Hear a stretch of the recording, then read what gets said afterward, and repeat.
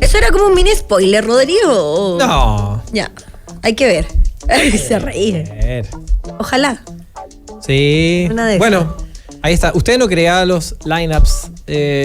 Circula mucho lineup falso, ¿ah? Sí.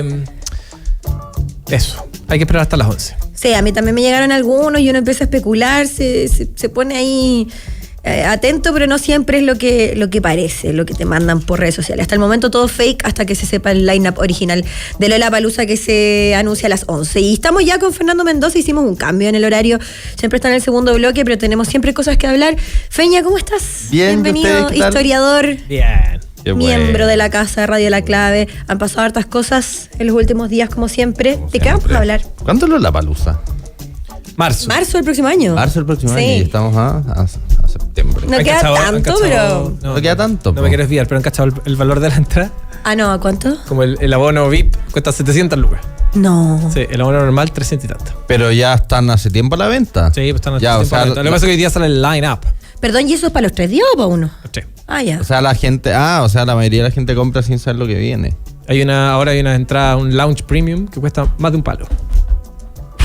No, se pasa bien, sí, pero no sé si... Se pasa bien, sí, depende. No, yo nunca he ido y nunca iré. Está bien. Ay, el Grinch de Lollapalooza. Sí, soy Grinch. No solo el Lollapalooza. No, Lollapalooza, como los eventos masivos con mucha gente me saturan.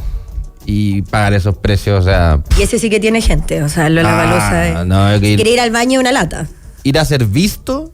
Sí. Oye, me metí y no va a haber cosas. Y además con 3 escenarios. Y además lleno de gente por el Barea que... No. Es que está todo caro la entrada de Chile-Bolivia. La próxima semana juega Chile-Bolivia. Chile-Bolivia. Sí, clasificatoria. ¿Qué hay peinado para atrás con el valor de la entrada? Más o menos. Chile-Bolivia. Un Andes 70 lucas. Para que te hagáis la idea. Qué heavy. Bueno, ya. ¿Nos traes buena o mala noticia, Feña? De todo un poco. Pucha, historia siempre es mala usualmente. Si la historia casi siempre son malas noticias. Sí. Y hoy vamos a hablar sobre Alemania. Sobre el resultado de las elecciones en Alemania. Que si bien fueron 2 regiones, o sea, no fue una elección con efectos nacionales, ni una elección tan trascendente en su efecto electoral, porque solo implica un 6% de la población, sí tiene un alto nivel simbólico. Uh-huh. Es que en una de estas 2 regiones, el partido de ultraderecha Alternativa para Alemania obtuvo el primer lugar, lo cual resulta el primer triunfo de la ultraderecha en Alemania desde la llegada de los nazis al poder. En 1933. Uh-huh. En el segundo estado, en Sajonia, el mismo partido obtuvo un segundo lugar, apenas superando a la Democracia Cristiana, que sería uno de los 2 partidos tradicionales de Alemania después desde el fin de la Segunda Guerra Mundial. Entonces, para Alemania particularmente, que tiene un tema con la ultraderecha, fue como un golpe simbólico muy importante, y también en miras de lo que podría pasar en las elecciones generales, que son el próximo año. Elecciones generales hablamos cuando se renueva el Parlamento, el Bundestag, porque a la Alemania ser un sistema parlamentario, el gobierno sale de las mayorías que existan en este Parlamento. Otra cosa que llama la atención también, que en Turingia, que sería este estado en donde triunfa el partido Alternativa para Alemania, que es este partido ultraderecha, también lo hace de la mano de un líder bastante radical, Björn Höcke, que a diferencia de otros líderes de este partido, por ejemplo, dijo que el monumento al holocausto era una vergüenza. También en alguna de las campañas usó consignas nazi. También, por ejemplo, esta idea de la multiculturalidad implica multicriminalidad, lo cual llama la atención también, más que las posturas, por el hecho de hablar públicamente de temas relacionados con el nazismo, particularmente con Alemania, que todavía estaría, digamos, de alguna forma, nunca cerró del todo. Entonces, quizás repasar un poco la historia de Alemania. Ajá. ¿Hacia dónde nos remontamos, Feña? ¿Hacia dónde nos remontamos? Bueno, primero la idea de izquierda y derecha, claro, a nivel política, que esto viene de la Revolución Francesa. Uh-huh. De la Revolución Francesa, cuando en una de sus primeras fases se hace una asamblea constituyente para redactar una constitución, y en esta asamblea constituyente los que se sentaban a la derecha apoyaban al rey y apoyaban a la religión, porque en sus primeras fases la Revolución Francesa, los primeros textos constitucionales que surgen de la Revolución Francesa, el rey era parte del sistema político, solo que se moderaba su poder al crearse un poder legislativo y un poder judicial, porque de ahí surge la idea del constitucionalismo moderno, o es una de las primeras revoluciones en hacerlo, que critica esta idea de la monarquía absoluta, critica esta idea que el poder se concentra en una persona. Entonces, para esto surgen constituciones que teóricamente tienen que balancear el poder y evitar que surja esta idea dictatorial. Entonces, a la derecha se sentaban las personas que apoyaban el rey y a la religión,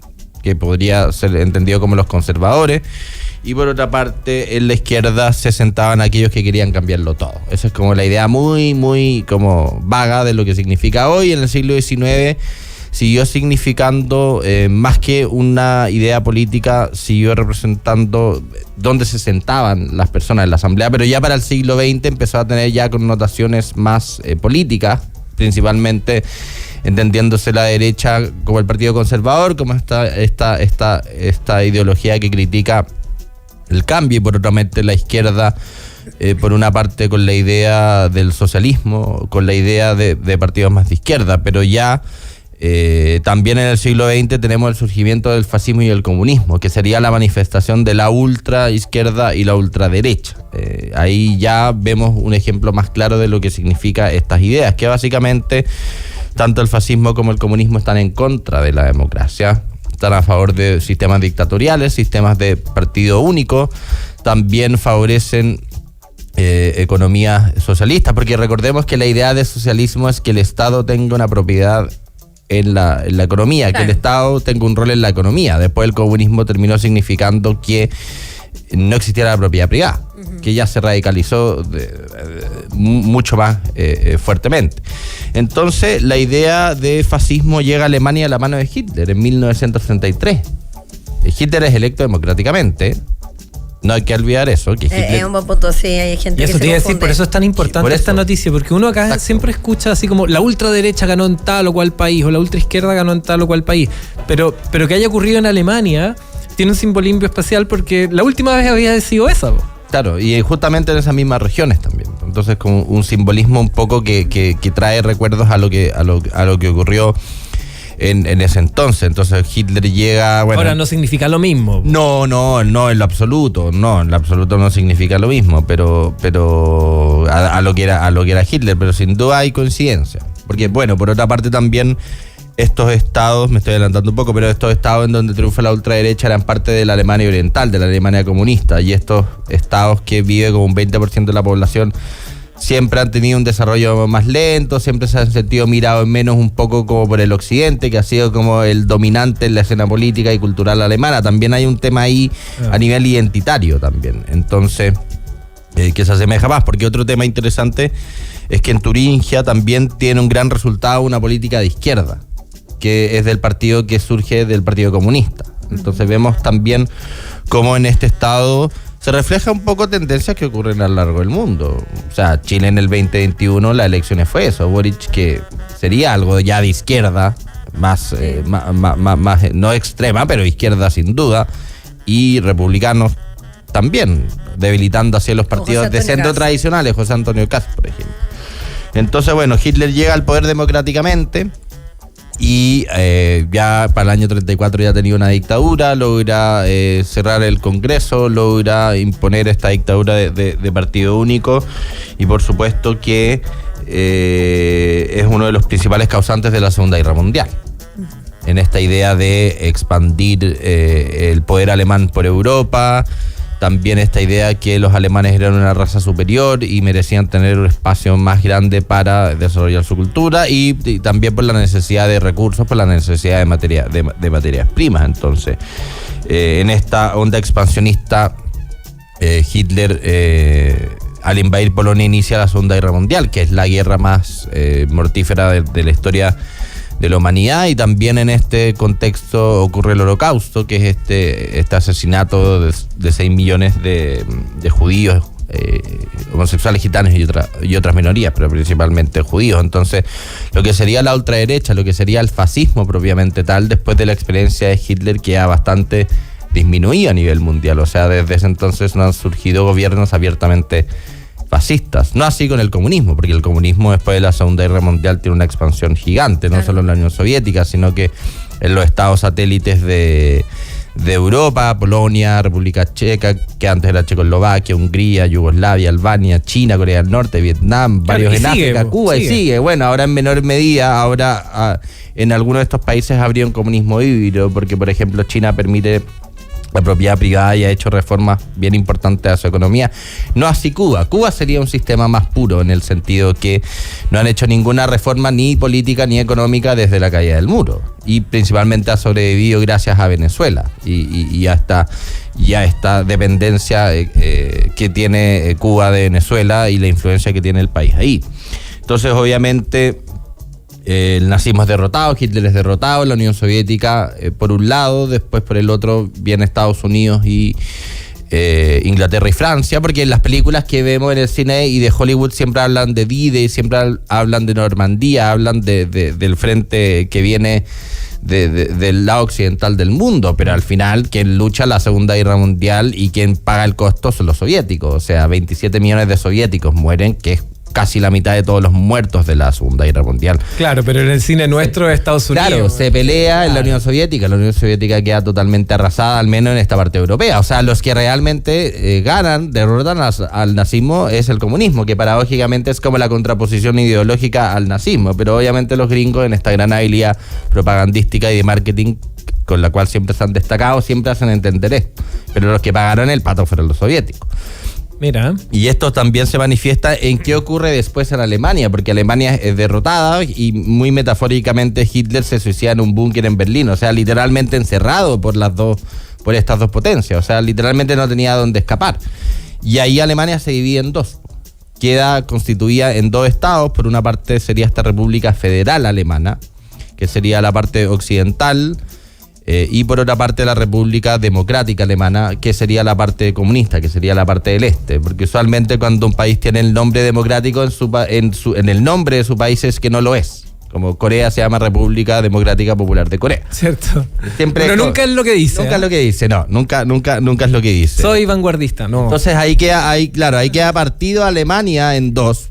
Una parte es comunista, que obviamente por esencia repudia al fascismo, porque es su contraparte ideológica, y tenemos que en la parte occidental Alemania va a ser dominado por dos partidos, pero muy de centro, muy moderados, que van a ser los demócratas cristianos y los socialdemócratas. Incluso en muchos de estos gobiernos ambos partidos van a gobernar en conjunto, porque está este trauma que cuando no hay consenso, que cuando no hay unidad, llega la derecha o llega una división, el país se desarma, inventamos una guerra, nos dividen, etcétera, etcétera. Entonces, Alemania siempre se ha destacado, o Alemania Occidental se ha destacado por tener una moderación política muy notable, principalmente por esta idea, por esta experiencia histórica, lo cual ha hecho que la ultraderecha de los últimos 75 años haya sido algo marginal, haya sido algo que no haya tenido una relevancia o una influencia política. Pero bueno, por una parte cae el muro en el año 89, lo cual implica que estas dos mitades de Alemania se reunifican y vuelven a convertirse en un solo país.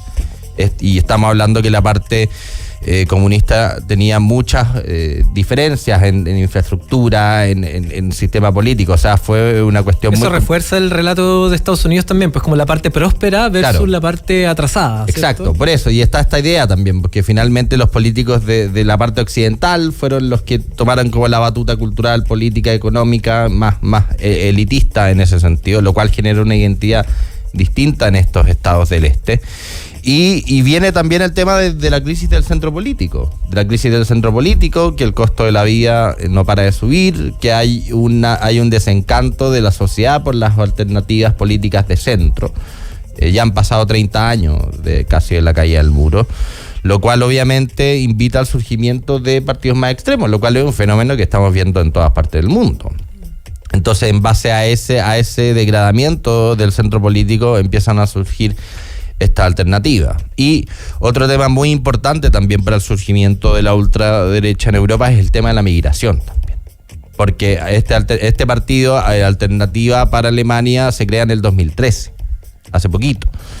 Y cuando realmente tiene un éxito electoral es en el 2017, justamente como consecuencia de esta política de Angela Merkel, que fue recibir a 1 millón de refugiados sirios de la guerra civil que todavía sigue ocurriendo en Siria.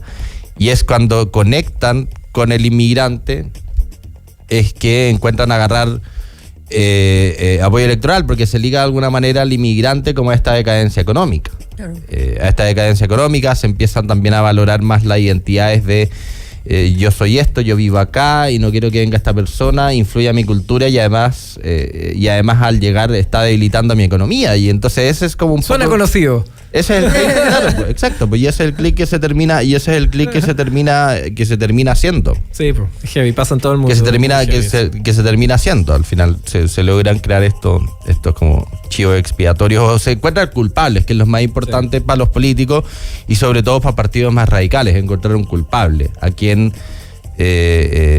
acusar o apuntar con el dedo de las cosas que están pasando. Entonces, en ese sentido, vemos lo que está pasando en Europa en general. Ya lo vimos en Francia, cuando hablamos en su momento que el Partido Nacional fue el partido más votado.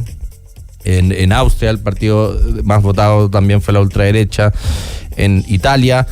Y también esto viene en parte por el agotamiento de este discurso político, que la ultraderecha es mala, la ultraderecha no da resultados, la ultraderecha nos va a llevar como al abismo, pero finalmente los partidos de centro son incapaces de dar soluciones, de mejorar la situación que está ocurriendo en las vidas cotidianas de las personas. Entonces las personas al final dicen como ya no puedo seguir creyéndome el cuento, claro, porque ya llevamos 20 años de votando por partidos que no me gustan, pero que básicamente van a evitar la llegada de este movimiento al poder. Pero ya, ¿qué pasa ahora? ¿Qué pasa después de que la situación no ha mejorado, particularmente en Alemania? Porque también Alemania, desde la guerra de Ucrania, ha tenido una crisis económica muy importante porque le cortan esta cañería que le traía gas de Rusia, y al no conseguir gas de Rusia tienen que comprar gas más caro, se le triplica el precio del gas, se triplica el precio de todo. Entonces hay un descontento muy grande en el mundo en general porque los sueldos no bajan, o sea, los sueldos no suben, la inflación está altísima, el costo de la vida no para de subir.